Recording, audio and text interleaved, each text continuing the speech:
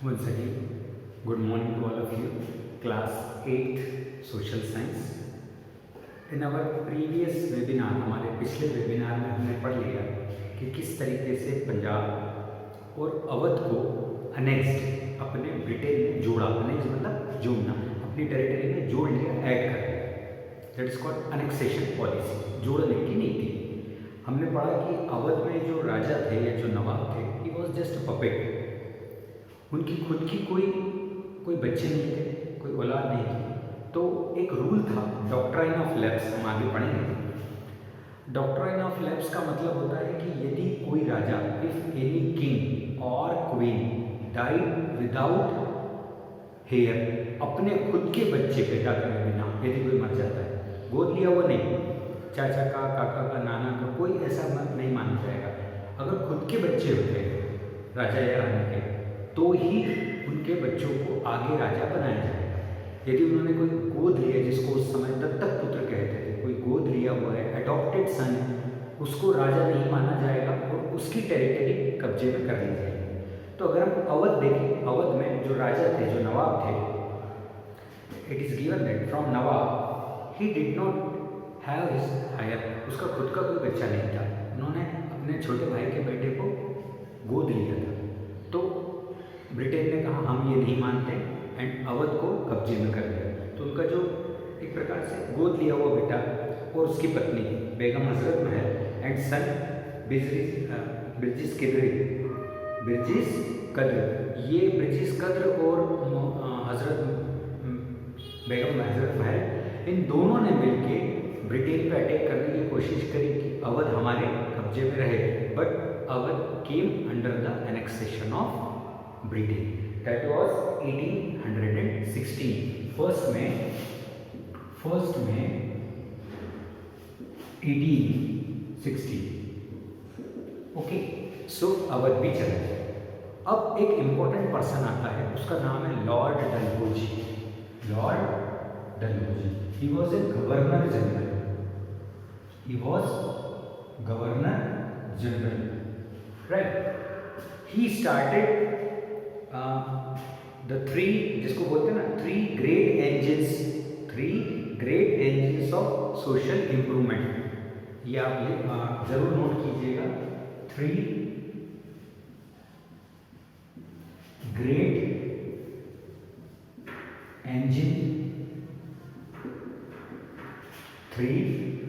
Great engine of social service.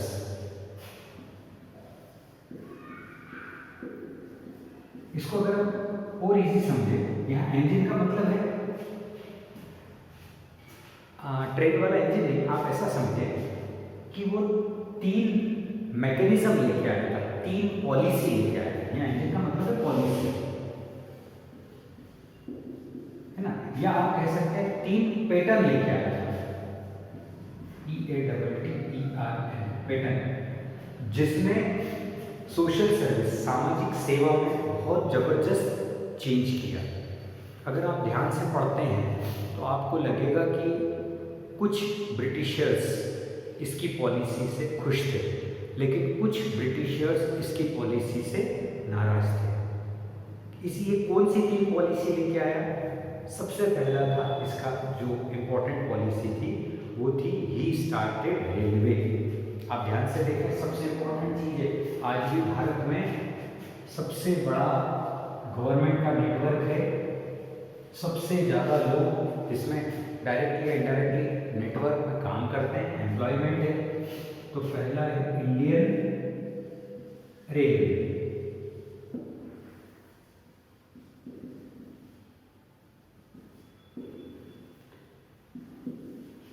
पहली important चीज देखिए क्या है, तीन सोशल इंजन थे। पहला इंजन मतलब पहला पैटर्न, पहली सोशल प्रक्रिया क्या थी? Indian railway.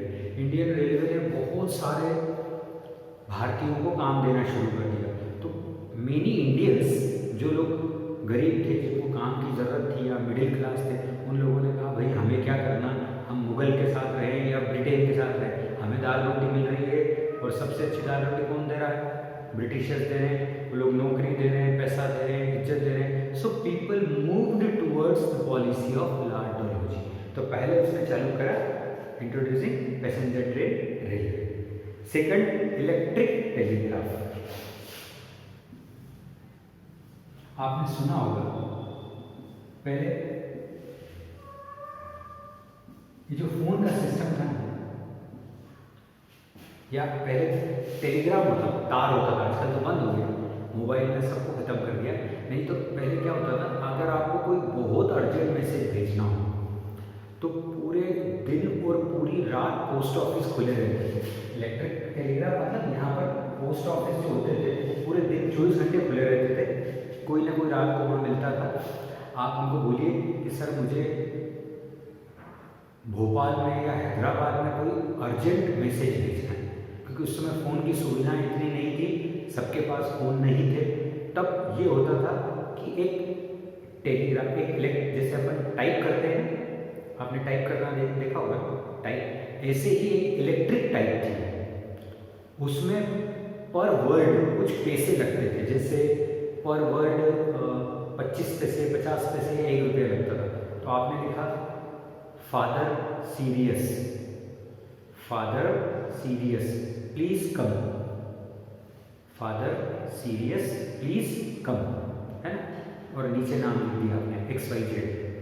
किस एड्रेस पे भेजा आपने? हैदराबाद, आपने नाम लिखा SK वर्मा 702 मालवीय नगर हैदराबाद। तो वो गिनते थे SK वर्मा, 4 शब्द, 2 रुपये 3, ऐसे मिला के लगभग 12 रुपये या 10 रुपये का वो एक टेलीग्राम होता था। वो टेलीग्राम यहाँ से वो लोग कुछ स्पेशल इलेक्ट्रॉनिक टाइप करते थे, तो हैदराबाद के पोस्ट ऑफिस में वही की कोई चीज़ टाइप होकर निकलती थी एक कागज़ पे, वहाँ भी एक आदमी बैठा रहता था, वो तुरंत देखता था अच्छा टेलीग्राम आया है हैदराबाद में, कहाँ जाना है? मालवीय नगर, वो तुरंत रात को देख के आता था। तो टेलीग्राफ, पोस्ट ऑफिस और टेलीफोन सिस्टम जो आज हमारा BSNL कहलाता है, सेकंड इम्पॉर्टेंट, तो ये भी लॉर्ड डलहौजी की देन है। तो पहला हुआ इंडियन रेलवे, दूसरा इलेक्ट्रिक टेलीग्राफ, पोस्ट ऑफिस, और तीसरा पब्लिक वेलफेयर डिपार्टमेंट, जिसको आप PWD बोलते हैं। इसके अंदर PWD के अंदर उन्होंने एक ऐसा सिस्टम बनाया लॉर्ड डलहौजी ने कि हर शहर में या हर गांव में एक ऑफिस खोला कि भाई मेरे घर के आगे रोड खराब है ना, या इलेक्ट्रिक का पोल खराब है, राइट। PWD का काम नहीं रहता, आपने देखा होगा कहीं रोड का काम चलता रहता है, कहीं गड्ढे रहते हैं तो भरने का काम है, नई सड़कें बनाना, पोल, इलेक्ट्रिक पोल डालना, है ना, फिर इलेक्ट्रिसिटी डिपार्टमेंट से उस पोल के, तो PWD का जनरली काम जो होता है वो होता है पब्लिक वेलफेयर। तो 3 इंपॉर्टेंट सोशल इंजिन उसने लॉन्च करे, पहला railway, electric telegraph and uniform postage, describe 3। अब एक उसने चालू करा यूनिफॉर्म पोस्टेज। यूनिफॉर्म पोस्टेज का मतलब होता है, इसी में जुड़ा हुआ है,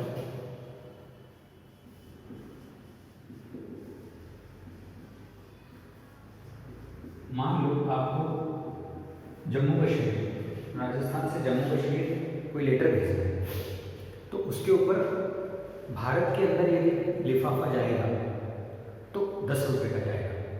यानी आप अगर साधारण लिफाफा है उसके अंदर एक कागज़ है, 2 कागज़ है, 10 रुपये का। तो यूनिफॉर्म होगा पूरे इंडिया में, चाहे आप जयपुर भेजो, चाहे आप हैदराबाद भेजो, चाहे आप जम्मू एंड कश्मीर भेजो, चाहे आप केरल भेजो, चाहे तमिलनाडु भेजो, चाहे गुजरात भेजो, चाहे असम भेजो, 10 रुपये लगेंगे। तो यूनिफॉर्म पोस्टेज हो गया। फिर आपने देखा एक आता था एनवलप, है ना, जिसको बोलते थे इनलैंड लेटर, इनलैंड, वो 50 पैसे का आता था। फिर आपने देखा पोस्ट कार्ड येलो कलर का, अब तो खैर बंद हो गया, आपके पेरेंट्स से पूछना, पहले पोस्ट कार्ड चलते थे 15 पैसे का। आप इंडिया में कहीं भी उस पोस्ट कार्ड को लिखकर डाल दो, 3 दिन 4 दिन में मिल जाएगा, वो 15 पैसे का। तो पूरे इंडिया में वो 15 पैसे का था। पूरे इंडिया में जो इनलैंड लेटर था वो 50 पैसे का था। पूरे इंडिया में जो टिकट जो था वो वेट के हिसाब से था कि अगर 100 ग्राम वेट है तो 5 रुपये लगेंगे, 200 ग्राम वेट है तो 10 रुपये। तो उसने यूनिफॉर्म पोस्टेज बना दिया कि सारे पोस्ट ऑफिस में 1 रुपये का, 2 रुपये का, 5 रुपये का, 10 रुपये का टिकट जो है वो यूनिफॉर्म रहेगा और पूरे इंडिया में एक तरीके से चलेगा। तो ये इंपॉर्टेंट इंजिन को लेके आया। He also founded PWD public works या public welfare department India. To his supporters he stand out far side governor general, he consolidated East India Company rule in India. उसने धीरे धीरे इसका फायदा ईस्ट इंडिया कंपनी को देना शुरू कर दिया। रेलवे ईस्ट इंडिया कंपनी का सामान ले जाती थी, post and telegraph east India company का काम करते थे। तो धीरे धीरे धीरे उसने ब्रिटेन के दिलों में भी जगह बना ली और इंडियंस के दिलों में, क्योंकि उनको वो काम देने लगा, उनको रोजगार देने लगा। His period ruled in directly preceded to transfer into Victorian Raj। इसका जो पीरियड था, इसका जो समय था, वो था 1812 से 1860। 1812 से 1812 टू 1860। ये जो समय था, आपने पढ़ा होगा 1857 का फर्स्ट रिवोल्ट हुआ था, पहली क्रांति, पहला भारतीय स्वतंत्रता संग्राम 1857। यहाँ से क्वीन ऑफ झांसी है ना, बहादुर शाह जफर, कुंवर सिंह, तात्या टोपे, नाना साहेब, इन सब ने अंग्रेजों का हमला बोल दिया। यहाँ से 1857 के बाद ब्रिटेन ने एक नया सिस्टम चालू करा। ब्रिटेन ने बोला कि भाई अब हम ईस्ट इंडिया कंपनी को भारत नहीं देंगे, हम क्या करेंगे, ईस्ट इंडिया कंपनी की जगह हम खुद डायरेक्ट भारत पे राज करेंगे। तो आप कह सकते हैं 1857 के बाद इंडिया डायरेक्ट ब्रिटिश क्राउन के अंदर आ गया। डायरेक्ट ब्रिटिश क्राउन मतलब पहले ईस्ट इंडिया कंपनी के अंडर में था। ब्रिटेन ईस्ट इंडिया कंपनी से बात करती थी, ईस्ट इंडिया कंपनी इंडिया से बात करता था। अब ईस्ट इंडिया कंपनी को हटा दिया 1857 की क्रांति के बाद, डायरेक्ट ब्रिटिश को अपने अंडर में ले लिया। क्वीन ऑफ विक्टोरिया के अंडर में इंडिया आ गया। ईस्ट इंडिया कंपनी को बोला अब आप सिर्फ बिजनेस करोगे और हमको भी टैक्स दोगे। पहले टैक्स नहीं मांगते थे, हमको भी टैक्स देना पड़ेगा। सो आप कह सकते हैं कि लॉर्ड डलहौजी के अंडर में, लॉर्ड डलहौजी के अंडर में ब्रिटेन जो था वो डायरेक्ट किसके पास चला गया, ईस्ट इंडिया कंपनी से ब्रिटेन के अंडर में आ गया। कुछ इंपॉर्टेंट चीज़ें हैं। इसका पीरियड जो था इंडियन एडमिनिस्ट्रेशन का, इसने नई चीज़ें चालू करी, फाइलें कैसे रखना, कैसे बनाना, कैसे जमाना, all the things he introduce. He denounce by many in Britain eve death of having failed notice to sign bringing Indian rebellion 1857। ऐसा कहीं ना कहीं ब्रिटिशर्स को लगा कि 1857 की जो क्रांति हुई है उसका मेन कारण डलहौजी था, क्योंकि लॉर्ड डलहौजी ने, ऐसा वो मानते हैं शायद कि लॉर्ड डलहौजी ने ही डिड नॉट है ना कंटेस्ट और ही did not tightly pick up the India, मतलब उसने भारत को पकड़ के नहीं रखा। कहीं ना कहीं भारत का अच्छा काम करने के लिए, भारत के लोगों को नौकरी देने के लिए उसने कुछ ऐसी पॉलिसी चलाई जिससे भारतीयों के पास पैसा आ गया, अकल आ गई और उन्होंने ब्रिटेन के विरोध में ही 1857 की क्रांति कर दी। तो ब्रिटेन ने डायरेक्ट अपने अंडर में ले लिया इंडिया को और लॉर्ड डलहौजी को गवर्नर की पोस्ट से हटा दिया। कुछ लोग, सम पीपल बिलीव, कुछ लोग मानते हैं कि लॉर्ड डलहौजी ने लीगल काम करा, but some people, some Britishers believe that Lord Dalhousie has done illegal work. देखिए मैं पढ़ूंगा तो आपको समझ में आ जाएगा, बड़ा सिंपल है। The most controversial and tainted reform development and implemented under Dalhousie was the policy taking all legal or often some said illegal means possible to assume control over labs state। ऐसा कहते हैं उसने जो कुछ policy बनाई थी, कुछ लोग उसको लीगल मानते थे, कुछ लोग उसको इलीगल, इसी ने बनाई थी डॉक्ट्राइन ऑफ लैब्स। मैंने कहा ना डॉक्ट्राइन, अब हम पढ़ेंगे अगली बार डॉक्ट्राइन ऑफ लैब्स क्या होता है। डॉक्ट्राइन ऑफ लैब्स का मतलब होता है any king or queen है ना died without a male heir, without a male heir। अगर आपने नाम सुना होगा HEIR, जिसको आप कहते हैं वंश, जैसे मैं राजा हूं, मेरा जो लड़का है वो राजा बनेगा, उसका जो लड़का है वो राजा, उसको हेयर बोलते हैं। तो if any king or queen died without male heir, कोई भी राजा या रानी, भाई राजा है, उसकी 3 लड़कियां हैं, लेकिन उनको क्वीन नहीं माना जाएगा। मान लो राजा ने अपने छोटे भाई के या छोटी बहन के या दोस्त के बेटे को गोद ले लिया, उसको भी राजा नहीं माना जाएगा। राजा या रानी का खुद का मेल हेयर, लड़का वंश होना जरूरी है, राइट। ये कहलाती है doctrine of lapse. It means बहुत सिंपल है, अगर मैं इसको 2 लाइन में लिख दूंगा आपको समझ में आ जाएगा। if any king or queen, king और क्वीन मतलब यह नवाब भी हो सकता है, राजा भी, रानी भी, कोई भी हो सकता है, और queen died without male heir, पुरुष वंश, विदाउट, मैं कैपिटल में लिख रहा हूं, आपको समझ में आ जाएगा, मेल हेयर, वंश, हेयर मीन्स वंश, एक हेयर मतलब बाल होता है वो नहीं है, हेयर इसको बोलते हैं मेल हेयर। तो जिसको आप कहते हैं हेरिडिटी, एक वर्ड बना है हेरिडिटी, मतलब कि आपको आपके पेरेंट्स से मिली हो, है ना। जैसे आप बोलते हैं सर वो एकदम उसकी मम्मी जैसा दिखता है, वो एकदम उसके पापा जैसा दिखता है, या हमारे हेरिडिटी है कि इतने साल के बाद बाल गिरना शुरू हो जाए, हेरिडिटी है इतने साल के बाद मोटे हो जाते हैं, तो भी जो भी हेरिडिटी वर्ड हेयर से बना है, मेल हेयर। कोई भी राजा या रानी, एनी किंग और क्वीन डाइड, मर गए, डेथ हो गई, विदाउट मेल हेयर, बिना बालक को जन्म दिए, लड़के, उसकी टेरिटरी डलहौजी ने कहा अपने आप ऑटोमेटिकली काय में चली जाएगी, ब्रिटेन के अंदर में। Sorry, take care. सो ये जो लॉर्ड डलहौजी की पॉलिसी थी, इसको कहते हैं डॉक्ट्राइन ऑफ लैप्स। क्या बोलते हैं? Doctrine of lapse. इसने बहुत ज़्यादा विरोध पैदा करा।